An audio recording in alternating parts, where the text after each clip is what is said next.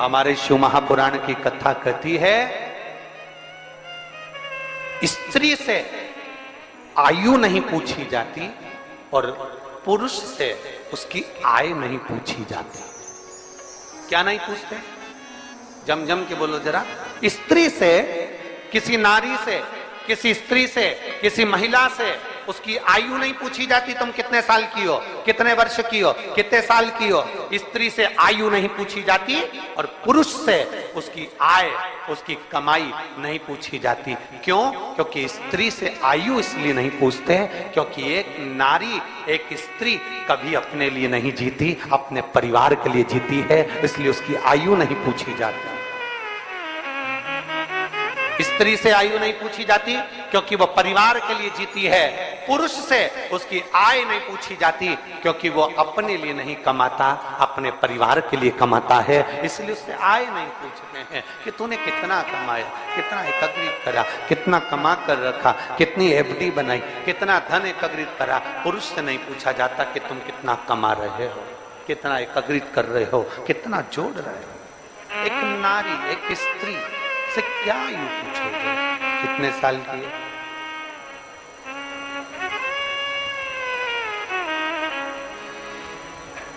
कितने वर्ष? काशी जाओ ना,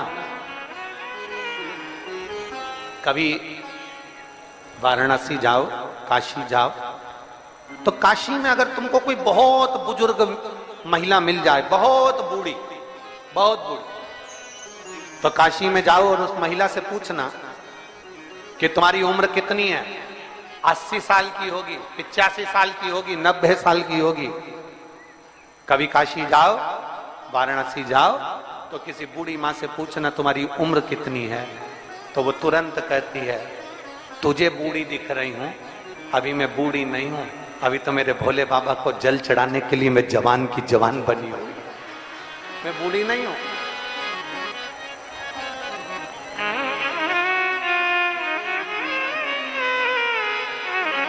मेरी वृद्धावस्था नहीं, अभी मैं बुजुर्ग नहीं हूं, अभी मैं बूढ़ी नहीं हूं, मेरे बाबा को जल चढ़ाने के लिए अभी तो मेरी शरीर, मेरा पांव चल रहा। नानुमा को पिता ने देखा,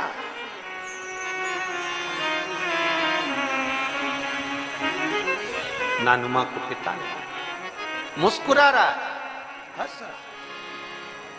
पूछा नानुमा तेरे मुस्कुराने का कारण क्या है, तू क्यों मुस्कुरा, क्यों हंस रहा?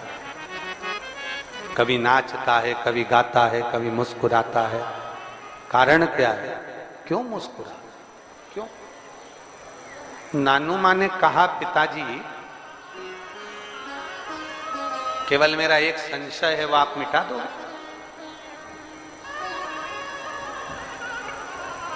पिताजी ने कहा क्या संशय?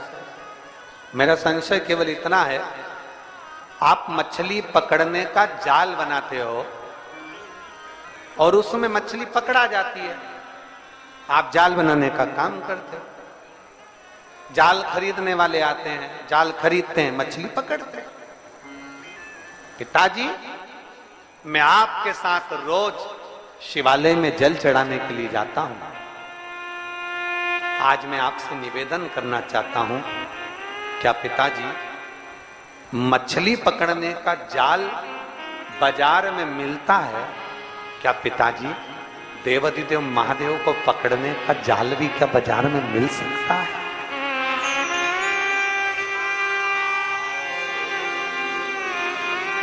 शिव को पकड़ने, शंकर को पकड़ने का जाल क्या बाजार में मिल सकता है?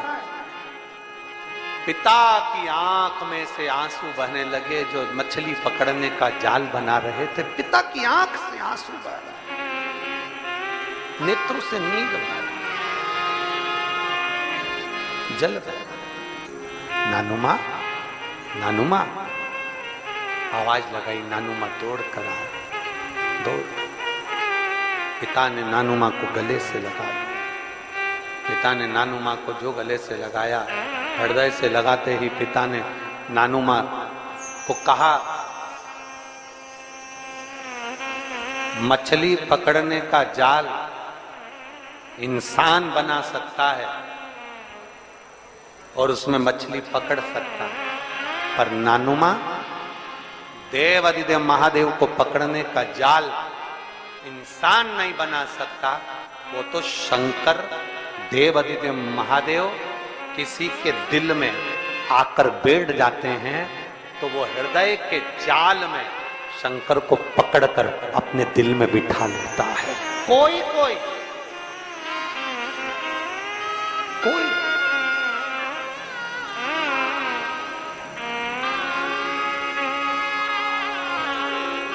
किसी ने शिव को हृदय से पकड़ लिया, किसी ने शंकर को हृदय से पकड़ लिया, किसी ने शिव को हृदय से पकड़ लिया।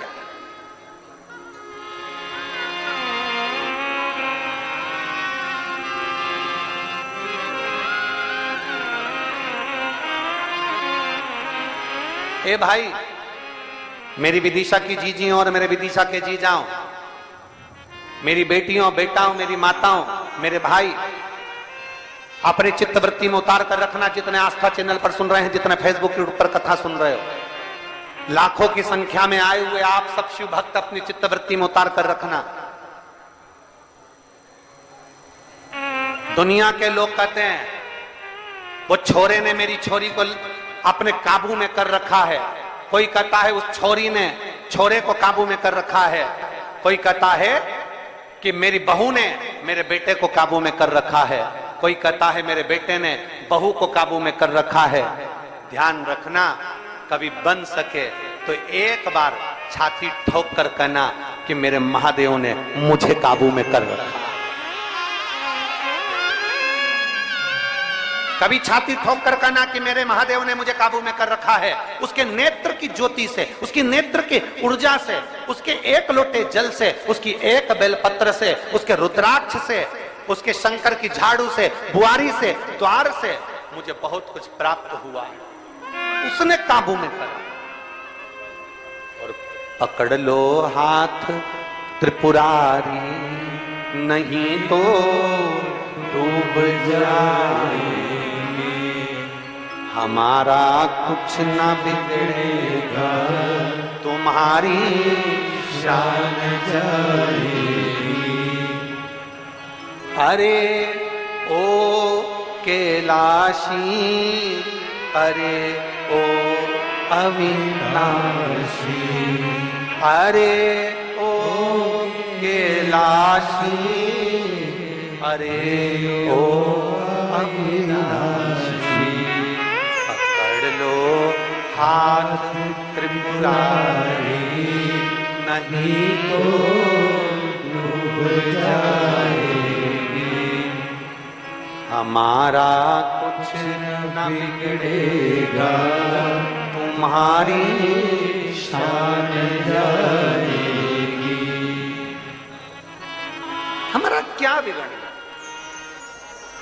क्या जाए? देने वाला तू, प्रदान करने वाला तू, हमारा क्या?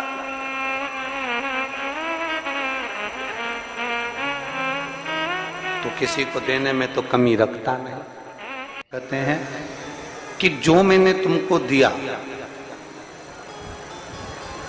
जो मैंने तुम्हें प्रदान किया, बस वो तुम मुझे दो। अब भगवान ने क्या दिया है आपको? सबसे पहले तो आपका जन्म हुआ, तो जन्म के समय पर मेरे परमात्मा ने आपको श्वास प्रदान कर कर भेज दिया। आपको श्वास देकर भेज दिया और ये कहा कि हर श्वास में, प्रत्येक श्वास में मेरे नाम का उच्चारण करो। आप जितना नाम उच्चारण करोगे, और कलयुग केवल नाम धारा, सुमर सुमर नर उतरहि पार। इस कलिकाल में, इस संसार सागर में केवल एक परमात्मा के नाम के सिवाय कोई सार नहीं। कितना मंत्र जाप कर रहे हो? कितना नाम जाप कर रहे हो, कितना स्मरण कर रहे हो, ये आपके ऊपर निर्भर करता है। मां, महात्मा और परमात्मा,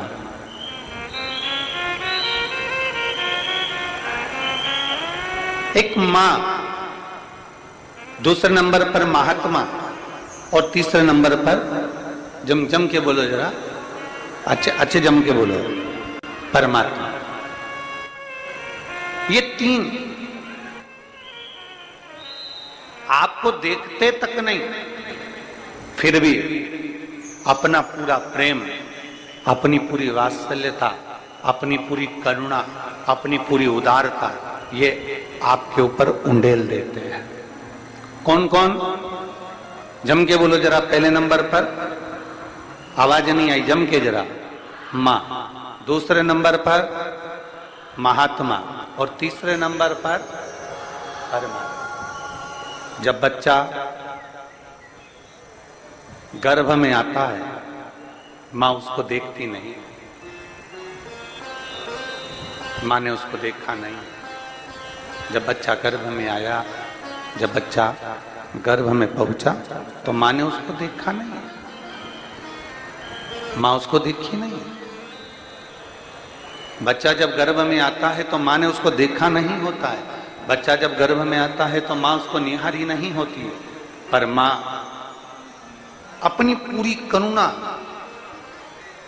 अपनी पूरी उदारता, अपनी पूरी वात्सल्यता, अपना पूरा प्रेम मां उस बच्चे को दे देती है।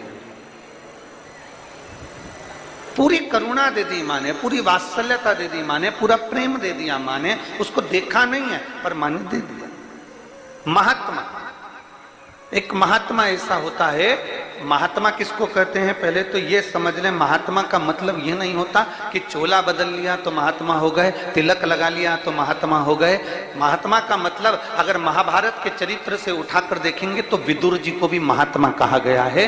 जिन विदुर जी ने कोई चोला नहीं बदला है, जिन विदुर जी ने कोई बाल नहीं बनाए, जिन विदुर जी ने कोई तिलक छापा नहीं करा है, जिन विदुर जी ने केवल नीति की बात करी, जिन विदुर जी ने केवल धर्म की बात करी, जिन विदुर जी ने अपने परमात्मा की बात करी, उसको महात्मा कहा जाता है। महात्मा मतलब जिसकी नाचे आत्मा, वही है महात्मा। जो भीतर से हृदय चित्त को आनंदित धरकर भगवान की अविरल भक्ति में डूबा हुआ हो, भगवान की विरल भक्ति में संजोया हुआ हो, भगवान की विरल भक्ति में जो दिन रात कहीं ना कहीं किसी ना किसी रूप में परमात्मा को पाने का प्रयास कर रहा हो, वो महात्मा कहलाता है। और जो ओरिजिनल महात्मा होता है, जो महात्मा सत्यवादी होता है, वो महात्मा भले आपको देखे ना देखे, महात्मा आपसे मिले ना मिले, महात्मा आपके पास आए ना आए, पर महात्मा एक ऐसा होता है जो जहां बैठा होता है सर्वे भवन्तु सुखिनः की कामना करता है कि पूरा संसार सुखी रहे। इसको महात्मा कहते हैं। तो पहले नंबर पर मां, दूसरे नंबर पर महात्मा और तीसरे नंबर पर परमात्मा। परमात्मा मेरा देव अधिदेव महादेव, मेरे राम, मेरे कृष्ण, मेरे शिव, मेरे शंकर, मेरे ओघड़दानी, मेरा शंभु, मेरा त्रकालदर्शी, मेरा कैलाशी अविनाशी, मेरा कालों का काल, महाकाल राजा एक ऐसा है जो आपको देखे भी ना, आपसे मिले भी ना, आप उसकी चौखट पर भी ना पहुंचे, आप उसके मंदिर में भी ना पहुंचे, आपने एक लोटा जल शिव को समर्पित भी नहीं करा, अगर केवल उसके मंदिर के सामने से भी निकल कर चले जाते हो तो भी वो करुणा कर देता है। ऐसा होता है परमात्मा।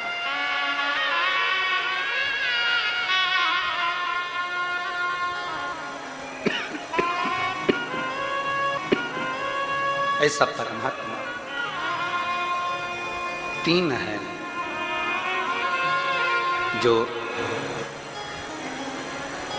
बिना देखे ही, तीन है जो बिना समझे ही, तीन है जो बिना सोचे ही, तीन है जो बिना विचार करे ही आपको प्रदान करते रहते हैं।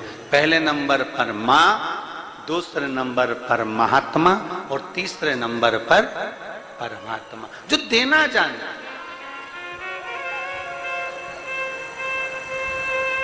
जिन्होंने केवल देना सीखा, आप कोई कोई बहू ऐसी होती है कि कोई कोई बहू ऐसी होती है जो सास का सम्मान भी नहीं करती। कोई कोई बहू ऐसी होती है जो सम्मान नहीं कर पाती। अब जो बहू सास का सम्मान नहीं करती तो ईमानदारी से बोलो, एक विचार करिएगा, जिसकी बहू सास का सम्मान नहीं करती, क्या वो सास अपनी पूरी जेवर, अपनी पूरी जायदाद, अपनी पूरी प्रॉपर्टी क्या पड़ोसी को दे जाती है? जम के बोलो जरा, अरे बोलो तो, देगी नहीं। किसी बूढ़ी माँ से कह दो तुम्हारी बहू तुम्हें नहीं पूछती तो तुम्हारी प्रॉपर्टी तुम पड़ोसी को दे दो, तुम्हारा हार उतार के पड़ोसी को दे दो, तुम्हारे हाथ की चूड़ी पड़ोसी को दे दो, फिर भी बूढ़ी माँ कभी नहीं देगी। क्योंकि माँ माँ होती है, बहू, बेटा, नातेदार, रिश्तेदार, कुटुंब, कबीला चाहे कितने भी ताने दे ले तो भी माँ अपनी पूरी प्रॉपर्टी अपने बहू और बेटों को ही देकर जाती है, क्योंकि वो माँ है। उसके भीतर पाप कर्म नहीं है, उसके भीतर कपट नहीं है, उसके भीतर छल नहीं है, उसके भीतर प्रपंच या दिखावा नहीं है। वो तो केवल एक भाव से, शुद्ध भाव से देना जानती है, और वो मां है। एक परमात्मा, एक महात्मा, महात्मा और परमात्मा का भी यही लक्षण है कि वो जो कुछ उंडेलना चाहते हैं, जो कुछ देना चाहते हैं, वो सर्वस्व आपको प्रदान करना चाहते हैं, सर्वस्व आप। और शंभु शरणे बड़ी मांगू घड़ी रे घड़ी, दुख काटो दया करी न दर्शन आपो। शंभो शरण पड़ी मांगो घड़ी रे घड़ी, दुख काटो दया करी न दर्शन आपो। जो केवल देना ही जाने, केवल देना जाने, वो मां है। केवल देना जाने वो महात्मा, केवल देना जाने वो परमात्मा। जो केवल देना जाने उसको लेने की आशा नहीं है। एक बुजुर्ग माता पिता बद्रीनाथ की यात्रा करने जा रहे हैं। घर के बुजुर्ग माता पिता केदारनाथ, यमुनोत्री, गंगोत्री की यात्रा करने जा रहे हैं।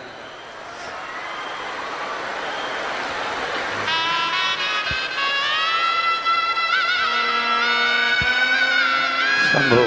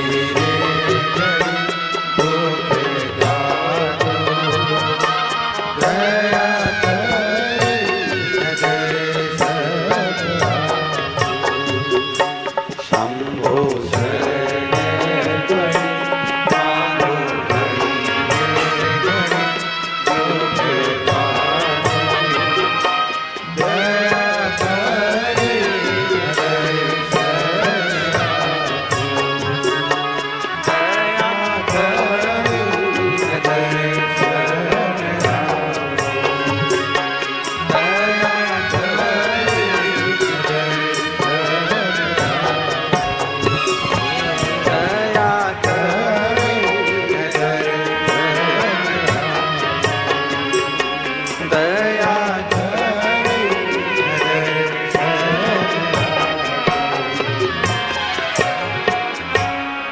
एक माता पिता बुजुर्ग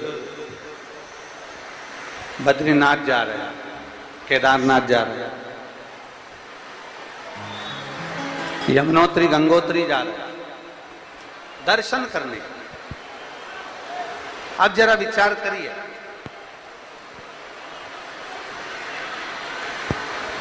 देख लो दुनिया वालों जरा अच्छे से, इसको कहते हैं शिव भक्त, जो इतनी तेज बारिश में भी बाहर बैठकर कथा का रसपान कर रहे हैं। ये हैं शंकर के भक्त, ओघड़दानी के भक्त, शंभू के भक्त, त्रिकालदर्शी कैलाशी के भक्त।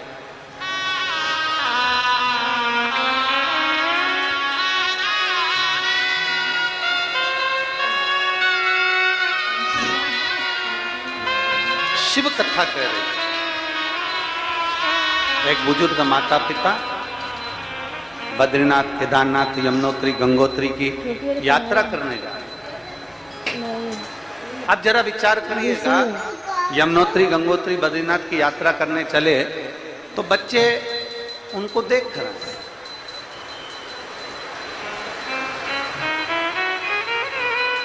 बच्चे उनको एक बच्चा, एक बेटा, एक बहू, एक माता, घर की बेटियां, दामाद, बहू, बच्चे जब कहीं यात्रा करने जाते हैं तो घर के जो माता पिता होते हैं ना, घर का जो बुजुर्ग होता है ना, वो कुछ ना कुछ थोड़ा पैसा, थोड़ा सामान निकाल कर अपने बच्चों को दे देते। लो ये थोड़ा पैसा लो, थोड़ा सा धन लो, जाओ जाकर यात्रा, जाओ जाकर थोड़ा घूम आओ, जाओ जाओ जाओ थोड़ी यात्रा करो। पर बुजुर्ग माता पिता जब यात्रा करने जाते हैं, बुजुर्ग माता पिता जब यात्रा के लिए जाते हैं, बुजुर्ग माता पिता जब कहीं जा रहे होते हैं तो वो बच्चों से कमी नहीं करते कि मुझे तुम धन देना, मुझे तुम पैसा देना, मुझे तुम धन देना जिससे मैं यात्रा कर कर आऊं। बुजुर्ग माता पिता जब निकलते हैं तो अपने ऊपर जो उनका भरोसा होता है, अपने ऊपर जो उनका विश्वास होता है, उस भरोसे के साथ, उस विश्वास के साथ वो यात्रा के लिए निकलते हैं। एक भरोसे के साथ वो यात्रा के लिए चलेगा, एक भरोसे के साथ, एक विश्वास के साथ वो यात्रा के लिए निकल जाता है। शिव कथा कह रही है, शिव महापुराण की कथा कर रही है, माता पिता के आशीर्वाद की जरूरत संसार का प्रत्येक जीव, प्रत्येक मनुष्य, प्रत्येक जीव, संसार में रहने वाला, संसार में रमण करने वाले प्रत्येक जीव को माता पिता के आशीर्वाद की जरूरत होती है। और वह आशीर्वाद कहाँ काम आता है? वह आशीर्वाद किस जगह पर काम आता है? शिव महापुराण की कथा कहती है वह आशीर्वाद काम आता है हमारी विपदा की घड़ी में, हमारी विषम परिस्थिति में। एक विपदा की घड़ी में, एक विषम परिस्थिति में वो आशीर्वाद काम आता है। और तेरी कृपा बिना ना हिले एक भी लेते हैं श्वास, तेरी कृपा से तन तन। हे गंगाधार मुक्ति द्वार ओमकार तू, भोले ओमकार तू, आयो शरण तिहारी शंभु तार तार तू। बखान क्या करूं मैं राघों के ढेर का, चपटी भभूत में खजाना का। हे गंगाधार मुक्ति द्वार ओमकार तू,